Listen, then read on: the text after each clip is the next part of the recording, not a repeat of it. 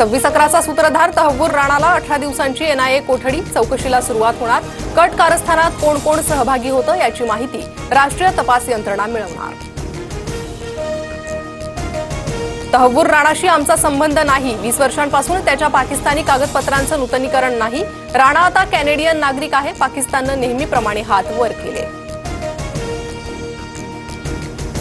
माझी निर्दोष मुक्तता करा, वाल्मिक कराडचा कोर्टात अर्ज, सरकारी वकील उज्ज्वल निकमांकडून वाल्मिक कराडची चल-अचल संपत्ती जप्त करण्याची मागणी। बीड हत्या प्रकरणी पुढील सुनावणी 24 एप्रिलला होणार। व्याख्यानमालेत येणाऱ्याचं प्रमोशन होतं असं ऐकलं होतं, माझं प्रमोशन होण्यासाठी हे सरकार कायम राहिलं पाहिजे। नाशिकच्या व्याख्यानमालेत सुधीर मुनगंटीवारांचं भाष्य। एसटी कर्मचाऱ्यांचा उर्वरित 44% पगार सोमवारी होणार, उपमुख्यमंत्री शिंदेंची फायनान्स सेक्रेटरी ओपी गुप्तांसोबत चर्चा, आज लेखी आदेश जारी करणार। पश्चिम रेल्वेवरील माहीम आणि वांद्रे स्थानकादरम्यान आज आणि उद्या ब्लॉक, पुलाच्या गर्डरच्या कामामुळे ब्लॉक, 334 लोकल सेवा रद्द।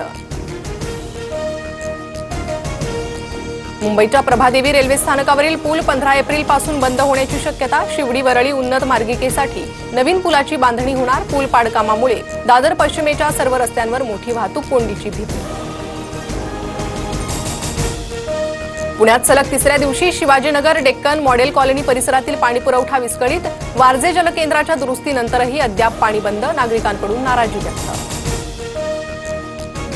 नांदेडमध्ये अवकाळी पावसानं पपई बागांचं मोठ्या प्रमाणात नुकसान, धाराशिवच्या उमरगा परिसरात गारांचा पाऊस, तर अमरावतीसह पुण्याच्या खेड तालुक्यातही वादळी वाऱ्यासह पावसाची हजेरी।